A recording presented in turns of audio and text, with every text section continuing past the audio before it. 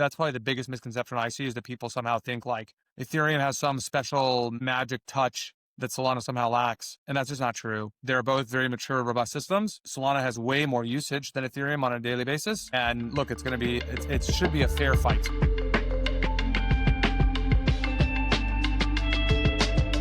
Welcome to another episode of 51 Insights. Today with Kyle Samani, co-founder of Multicoin Capital, one of the most successful crypto funds in the space. Kyle, welcome to the show. Mark, a pleasure to be here. Thanks for having me on. Yeah, thanks for coming. Kyle, I want to jump right in. You just became chairman of Forward Industries, for which you raised 1.65 billion in a private placement, which is the largest sold treasury company now. You did this together with Galaxy Digital, Jump Crypto, and also Multicoin. How does that feel? Oh man, Mark, thanks so much for asking. It's been awesome. The last few weeks has been just like some of the most fun I've ever had. It's been crazy. It's been hectic. I've never done something like this before, but it's been a lot of the most fun I've had. And look, we are now in a position. We are the largest Solana DAT treasury company in the world. And I can tell you our aspirations are a lot greater than that. So we just got to the starting line and we're sprinting. Why did you launch Forward? Yeah. I got together with the Galaxy guys and the Jump guys a few months ago. And we all started kind of talking about what this could be. And, it wasn't enough to just be like, well, we can buy Solana, a publicly traded company. We wanted to, that was not high enough of a bar to clear. But we started talking about what we could do with this thing. And we realized that this entity represents a few very interesting opportunities. First, and probably most importantly, I think Forward Industries is paramount for the long-term mission and success of Solana. A few weeks ago, SEC Chair Paul Atkins gave a speech called Project Crypto. In that speech, he said, we need to move U.S. securities markets on-chain. And I've been thinking a lot about that. And it occurred to me that this is going to be a really hard process and that quite frankly, NASDAQ and NYSE and CME are not going to be the people who are going to get us there. We need very motivated, talented people who are going to bust ass and try and make that happen. And now that I'm chairman of a publicly traded company, we are in a position for Forward Industries to really kind of be the first person to start fulfilling that vision. We expect that we are going to move all of our capital markets operations on chain. So meaning fundraising on chain, dividends on chain, shareholder governance on chain, all of those kinds of things that pertain to the stock. And then we're also going to try and move as many of the core operating parts of the business on chain as well. So obviously payroll, paying vendors, those kinds of things. And in doing this, we need to prove to the world that you can have a publicly traded company do all of these things on chain. Obviously, most other folks are going to be reticent to do these things. And so we need to prove to the world that all of these things are doable. And we are in the prime position to do so. So I think that's probably the most important thing for us as we think about why are we doing this? Someone has to be first. Second, probably big thing we realized is as an actively managed publicly traded company, we can actually do things that an ETF cannot. The most important of which is we can use the yield that we generate from Sol and from DeFi and staking and stuff. And then we can also tap into Solana's native DeFi markets. And what I mean by that is, we're right now trying to secure loans from lenders, hopefully banks, at, call it 4 to 5%-ish range. Maybe it's a little higher than that, but that's our hope. And we can then deploy that dollar denominated into Solana DeFi, where I think we can earn, call it 12 to 15% and earn that spread. This is a kind of story shareholders love to hear. It's obviously very profitable. And so that's a very great thing we can do. But then once I realized we could do that, then I started to think further and I said, well, you know what? MicroStrategy, Strategy has started to issue these perpetual preferreds where they have a 9% coupon they have to pay. Well, Strategy has no cash flow. Like the Bitcoin they hold doesn't do anything. But we're producing cash flow from two sources, both SOL-denominated cash flow as well as dollar-denominated cash flow. And we can use those proceeds to pay those coupons. And I think that's incredibly exciting, is that we can look at this instrument that the Strategy guys pioneered, but actually Solana as a platform is actually a better vehicle, or I should say a better platform on top of which we can employ the strategy that Saylor and his team came up with. And so I think that the opportunity to, again, bridge TradFi markets in terms of raising the preferreds, raising the debt, bridging that into crypto markets, deploying DeFi, we are going to be the largest entity in the world, I hope, that's really actively bridging these two worlds. And that's just an awesome, awesome place to be. You just mentioned convertible bonds, and something that's quite different with all the treasury companies coming to market now compared to what Micro or Strategy did is issuing convertible notes or bonds. And so far, all those new treasury companies have raised capital through a pipe and are now deploying that capital. So are you inferring that this is a route that you would be willing to go, that you start also issuing convertible notes? We're certainly looking at these instruments beyond common equity. The instrument that I like them, I'm not an expert in this stuff, but the instrument that I like the most is the perpetual preferred over the convertible debt, for the same reason that Strategy has also publicly said they like the perpetual preferreds more than the converts, just because the principal was never due, and that's very appealing from a long-term risk management perspective. Okay. And then something that's underlying to all of this is obviously that there needs to be institutional capital for Sol. Do you see that in the market, or what's your general feeling there? I mean, without question, there's institutional demand for Sol. I mean, we just raised 1.65 billion.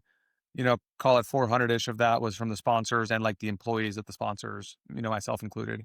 By the way, I did invest 25 million personally into the vehicle on top of Multicoin's 100 plus. But like, if you look at the rest of you call it the remaining 1.2 or 1.25, whatever that number is, a huge percentage of that is TradFi money. Some of it is crypto money as well, but a very substantial percentage of it is TradFi.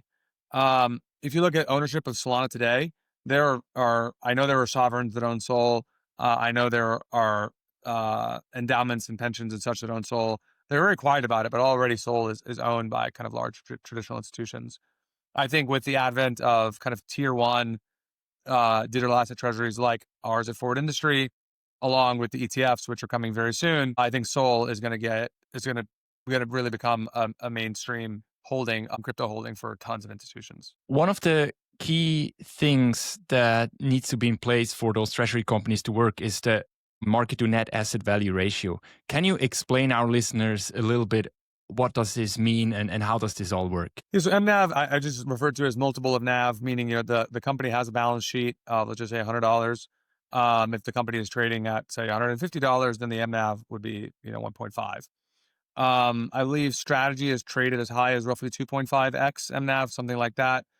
BMNR, they have an MNAV. SBET, they have an MNAV. Others have MNAV. I think most of them are in the like 0.7 to 1.7 range, I think, today. And so that's what it refers to. A very reasonable question lots of people ask is, well, why would I buy, equity in this thing at an MNAV above 1x? And the answer is, well, what can the team do that you cannot do as an individual? Like if you were to just buy the underlying yourself. And there's a handful of things to that effect.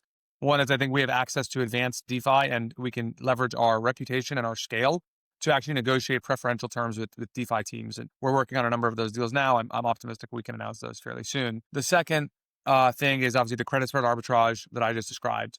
Again, you can't do that as like an individual Sol holder. You need scale that comes with that. And then third, and I think probably most interestingly, is M&A. It looks like there's going to be 30 to 40 kind of publicly traded DATs out there. Some Bitcoin, some ETH, some Sol, some Avalanche, some Sui, some, whatever else. And I think there's going to be a very large amount of M&A that happens. I don't think the market is going to sustain 40 of these things. And we fully expect to be the leading company on that front. And I think the opportunity for accretion to our shareholders via M&A is incredibly exciting. Arthur Hayes said a couple of weeks ago that he expects a lot of those DAO companies coming to the market, and we've already seen that now in the last weeks, and that these MNAVs are eventually going to decrease. How do you see this play out? The market doesn't yet know what the correct MNAV is for one of these companies in the long run. And look, I think we're still minimum 6 months away from that point, maybe 12, maybe longer. So hard to say. Look, do I think 2.5 is sustainable? Definitely not. Can I make an argument for 1.3 or 1.4? Yeah, I can. Maybe even 1.6 or 1.7. So, I think we just kind of have to see. And look, I think it's the job of management to prove to the market that they can deliver accretion in Sol per share terms. We've been very clear that our North Star is Sol per share. And we have a lot of ideas on ways that we can effectuate that. We'll see if we can do it, but we're certainly going to try. And then a question that a lot of people have as well is what's going to happen if we enter another bear cycle and we have a downturn in crypto prices? How are those MNAVs going to behave? What happens to that MNAV flywheels that those treasury companies create? How do you see this play out and what's your strategy there? Yeah, I mean, look, if MNAV is below 1x, I expect we'll sell balance sheet assets to like get above 1x. Our mandate is to increase SOL per share, not to increase absolute SOL holdings. So I'm not super worried about that. I do expect we're obviously going to have another brutal bear cycle. It always happens. Multicoin's been through it at least twice before, so we know what it's like, and look, we know how to survive. Multicoin is turning 8 years old on October 1st. So in 2 weeks, we're going to turn 8 years old. We've been through some shit, and we know how to survive the bear market. And a cynical question to that would probably be, wouldn't it be better to own Solana itself or Ethereum or Bitcoin itself than the stock of a treasury company in a bear market? I mean, there's no empirical data to use to answer that question. So we don't know. But again, like it's going to come down to, does the market believe the management team can accrete SOL per share? And look, if we can demonstrate that we can accrete SOL per share at some reasonable rate over the next 12 months, then I would hope that, we would trade even well north of 1x, even through a brutal bear market, so long as we can prove that we can continue to figure out ways to accrete SOL per share. The discussions that you have with your investors, are you talking solely about price accumulation and the additional return that you can create, or do you approach that more of the perspective of a long-term thesis of Solana as an infrastructure layer? Yeah, I mean, look, I think it's both. Like the vision for Solana is to be the foundation for internet capital markets. And today, Solana really is the best position to deliver that. Solana today can process like something on the order of 9, 10, 12 billion transactions in a day. And that's enough to settle every single securities market across the world, meaning NYSE, NASDAQ, LSE, Singapore, etc., all combined.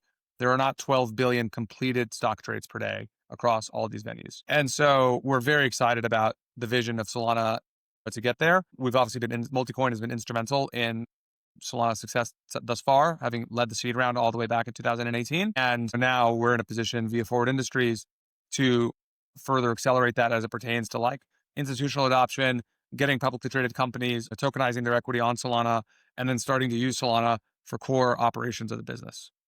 Yeah, exactly. And I think last week was it when Galaxy was the first company to officially put their stock on Solana. I think that was a big step. When you talk now about Solana and you mentioned internet capital markets, Multicoin, obviously seed investor in Solana, you've been instrumental in driving Solana's growth. What was your initial thesis and how did you see Solana compared to other layer one chains like Ethereum and Bitcoin is a bit more obvious, but where did your conviction come from? Yeah, so I think context and a little history is important to understand. So I got into crypto in 2016. And at the time it was just Bitcoin and Ethereum. And I never cared for Bitcoin. I still don't really care for Bitcoin. But I was very excited about Ethereum because I recognized the opportunity to be able to program finance. We now call that DeFi or permissionless finance. At the time, neither of those terms existed, but I understood that core seed of an idea that would eventually blossom into DeFi. And I got very excited about Ethereum for that reason. By the end of 2017, so I'd now been following Ethereum, and the vast majority of my net worth was ETH at the time. I had grown very disenchanted with Ethereum because it was a year and a half that I'd been following, and as far as I could tell, they had made no discernible progress on a scaling roadmap, and they knew very clearly they had to scale this thing. And so by the end of 17, I said, you know what? I don't think these guys are like focused enough to actually get the job done. So I began very seriously looking at alternative systems. Ultimately, that search, led to our investment in Solana. We ended up tripling and quadrupling down on Solana over the next few years. And today, Multicoin is one of the largest investors in the Solana ecosystem. I think we've made 25 or 30 investments in the Solana ecosystem at this point in the last 5 or 6 years.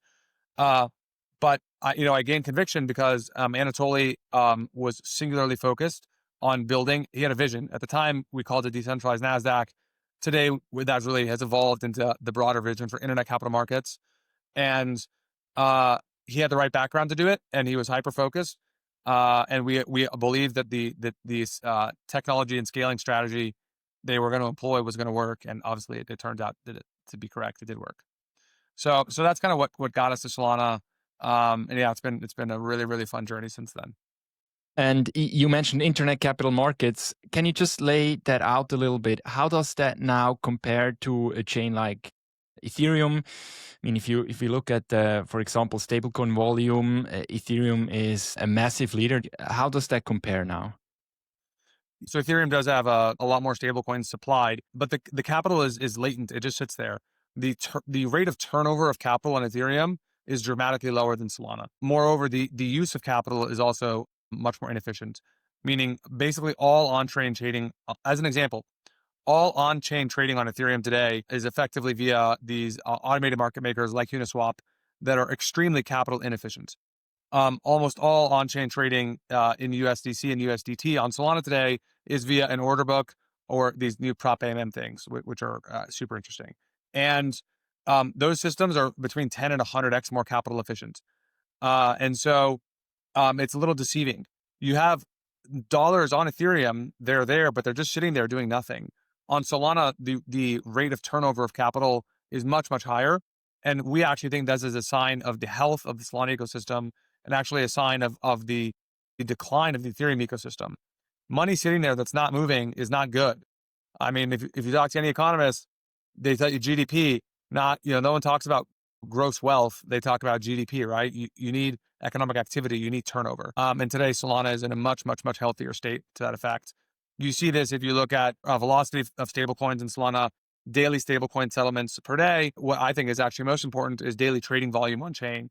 And Solana has been consistently above Ethereum for probably 12 months, maybe 18 months at this point, in terms of daily on-chain trading volumes.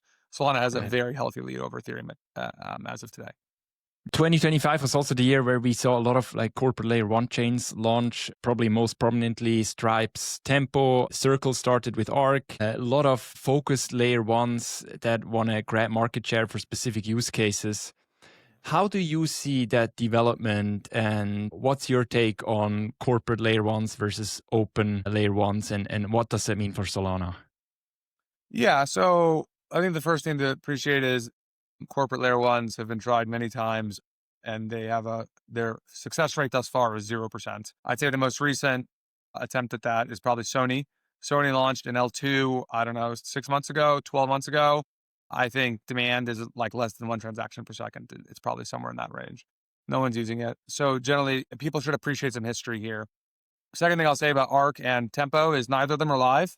So I think you're giving them a little too much credit. They haven't shipped anything. Pretty hard to judge something that's not in production. Third thing I'll say is, I think the existence of corporate chains is probably pretty good for Solana in the long run because the world is inherently political, and Solana is not perfectly credibly neutral, but it is far, far, far more credibly neutral than Tempo or Arc. And if you are any company that either directly competes with Stripe or Circle, or maybe is adjacent to Stripe and Circle and think you might compete with Stripe or Circle, or you're just afraid of those guys because you know how they've done business in the past and maybe you don't like them for whatever reason, you're going to have a very strong aversion to building on either of those systems.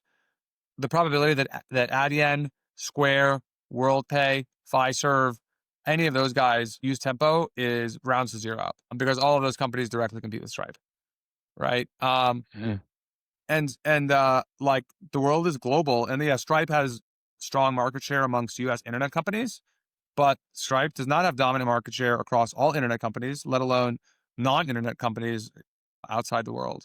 And so the kind of interesting opportunity this creates is Stripe announces Tempo. All the other guys, maybe, look, they were all thinking about crypto, I'm sure. Most of them hadn't really announced anything as of yet. That's not true. Fiserv and WorldPay have. But, it probably all of those guys, their C-suites now are going to have meetings and say, we need to accelerate our plans. And honestly, it makes Solana look like a lot more appealing of an option. Right. And so it's very funny that the history of crypto is people trying to close source and bring things in-house. And it typically had the opposite effect. I suspect that dynamic will continue to be true into the future. I agree. We saw the same with Hyperledger from IBM, saw similar things with Libra. Solana has always competed with speed and efficiency. Do you think that credible neutrality will become more important in positioning Solana in the future? Yeah, I mean, I think Solana is already sufficiently credibly neutral. And a credible neutrality is a very squishy construct. There's no one objective measure of it, but it is kind of a thing of like, you can see, like, you know it when you see it. And I think any reasonable person today in the world looks at Solana and views it as a fundamentally like credibly neutral system. And this is a result of a lot of things. There are multiple validator clients. Agave, Firedancer, and SIG is coming very soon. Obviously, all of the code is open source. The system is permissionless. The validators are on I think all continents except Antarctica. I don't think there's a node in Antarctica. So we've got 6 of 7 continents, but we've got validators in Brazil and in South Africa, right, in Australia and such. Those groups are all heterogeneous, and those groups are competing with each other on Solana mainnet. The foundation is I think been pretty Switzerland in its approach to how they've managed their balance sheet and interacted with the community. And today you have tons of companies that compete with each other on Solana. You have Circle and Tether. You have Pump and Bonk.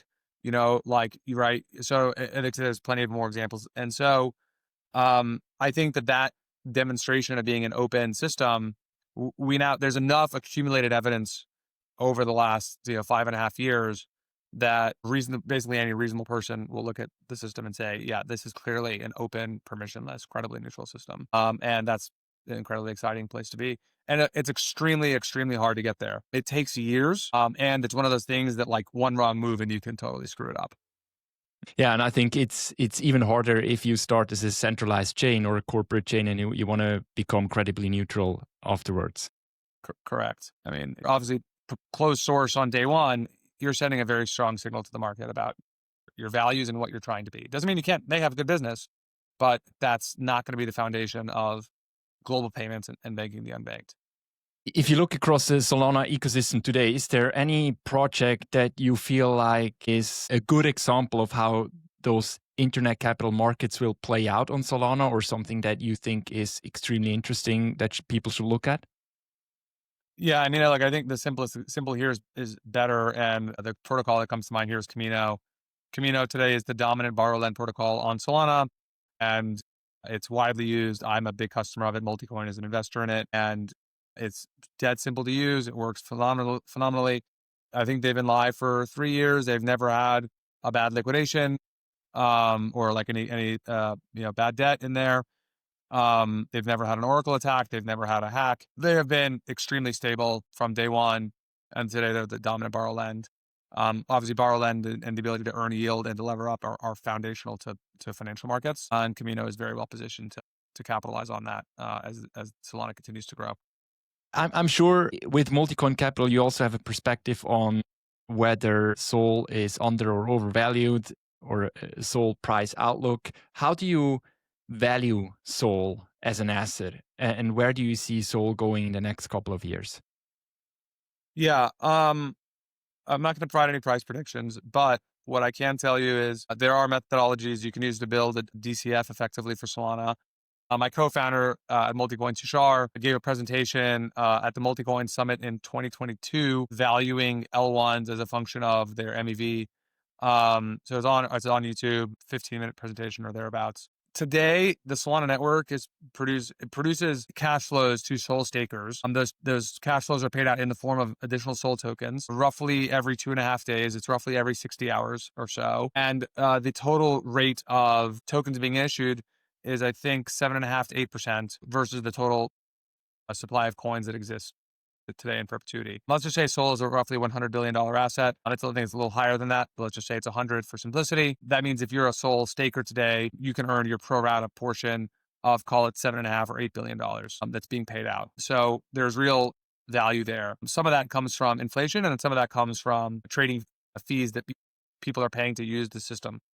But you're going to get that dividend payment in your pocket every 2.5 days. Okay. And then last question on Sol. We've seen a big change from the US government in the last year. Trump administration heavily pushing crypto.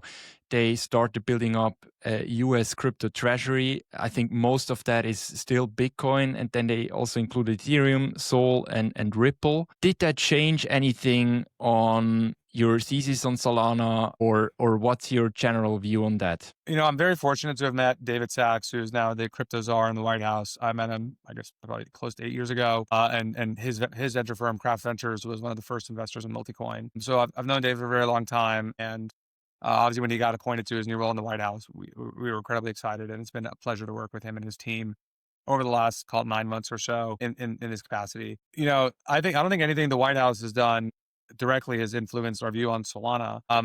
We're obviously very happy that the administration is embracing crypto. We're very happy about the Bitcoin reserve and the stockpile of Solana and other assets. But I don't think that's the stuff that we really care about from the administration.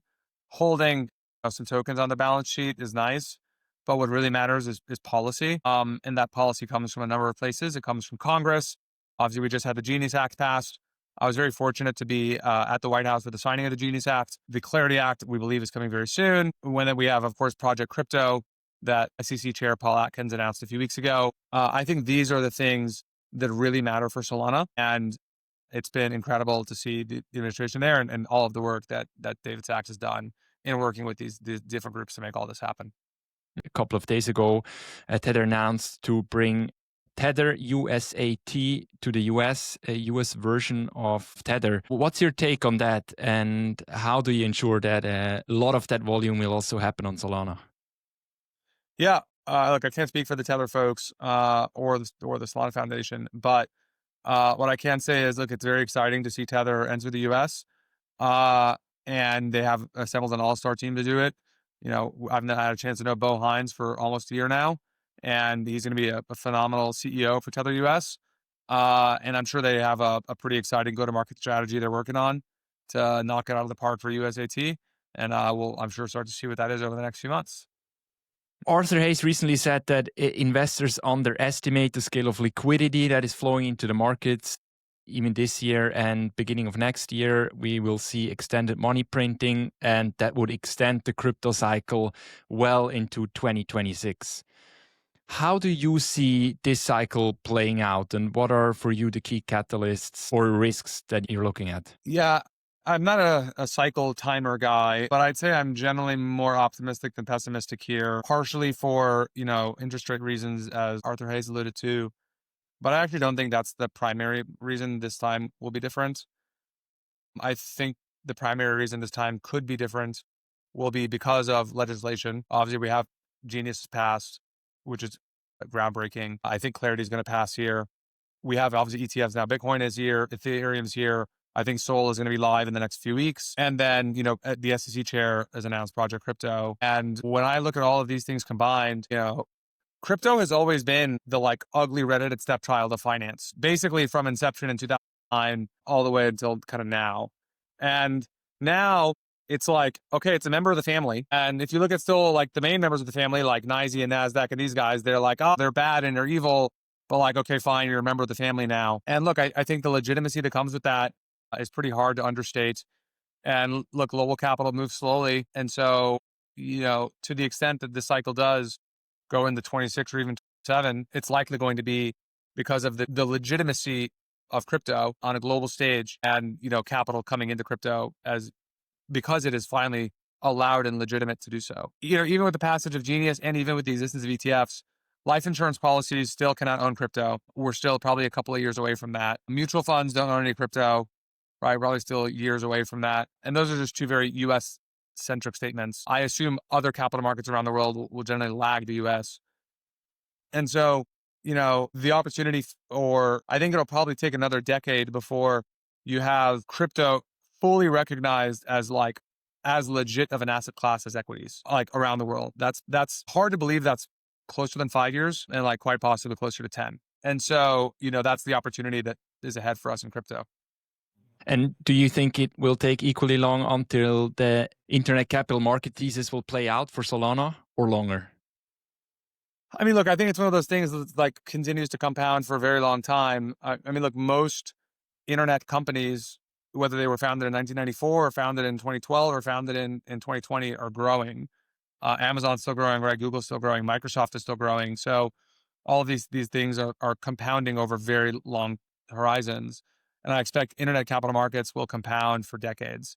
If you just look at the history of finance over the last 100 years, liquidity has grown every decade. Trading volume has grown every decade. And I don't expect that's going to change anytime soon. I think probably maybe the question you meant to ask was, when will it be kind of commonly accepted knowledge that internet capital markets is like a thesis and that Solana is kind of like the main winner of that thesis? I think that's probably the better question. Mm-hmm. And like, I'm optimistic that that'll come to become a consensus view within a few years. Within a few years. Okay. Yeah. I think we're within a few years away, like in the same way that iPhone came out in 2007, and like probably most people didn't really it didn't click for them mobile until like sometime between 2009 and 2013. And then turns out, even if you bought Apple stock at kind of anywhere during that period, it was still a great time to buy Apple stock. All right. Because like it just kept compounding for a long time. And like cloud came around around the exact same time. And obviously cloud and mobile grew hand in hand. And I would just say, like, if you were to say, like, pick one moment in time, like, okay, the world kind of accepts cloud and mobile as like a mega thesis, I would pinpoint that at like kind of 2012 if you forced me to pick like 1 year. And I think that I think that year probably ends up being, for like the world, ends up being 2027 or 2028. So it's still early, and there's an incredible amount of growth still ahead of us. Yeah. And do you think this will play out as a multi-chain world, or will this be a winner takes it all market? Definitely not going to be winner take all, but I do think it's going to be winner take most, because look, the world is inherently political, and like different people will have different chains just simply for political reasons. So it's not going to be winner take all, but I do think that Solana is in the prime position to be the dominant chain for internet capital markets. And then last question. If you could send one message to Wall Street today, one message about Solana, something that you think is still misunderstood, something you think Wall Street really needs to know about Solana as a technology, Solana as an asset class, what would you tell them? There's been this myth that like Ethereum is more institutional than Solana, and I just think that is nonsense. Ethereum and Solana are both secured by the same public key cryptography. They're both open source systems. They both have permissionless consensus. They're both proof of stake. They both have globally distributed validator sets. They both have multiple code bases. They're both stewarded by Swiss-based nonprofits, and they both have global legitimacy and recognition, trading volume on all major exchanges. There are regulated securities and other regulated assets issued across both chains. So, when I look at, that's probably the biggest misconception I see, is that people somehow think like Ethereum has some special magic touch that Solana somehow lacks. And that's just not true. They're both very mature, robust systems. Solana has way more usage than Ethereum on a daily basis. And look, it should be a fair fight. They both have all of the major regulatory blessings they need to. Solana will have an ETF within a few weeks here. And when that happens, they're on level playing field, and look, let the best man win. And what are you personally most excited about in crypto digital assets over the next couple of months? I mean, I'm incredibly excited to be chairman of Forward Industries and everything we can do via this company to accelerate the vision of internet capital markets. We're in such a unique position to be the first company to do lots of things natively on-chain as a publicly traded company, and then also to be the most on-chain first or on-chain native publicly traded company in the world. And that's an incredibly exciting place to be. And so that I'm going to make that happen. Cool. Kyle Samani, thank you very much for coming on the show. Where can people learn more about you, about Forward, about Multicoin? Mark, pleasure to have me on the show. Thanks so much. You can follow me on Twitter. My Twitter handle is actually just my name, so Kyle Samani. And if you want to follow Forward Industries, the ticker is FWDIND. It's Forward Industries. Again, FWDIND. Cool. All right, Kyle, thanks for coming. All the best with Forward and Multicoin, and talk soon. Mark, thanks for having me on the show.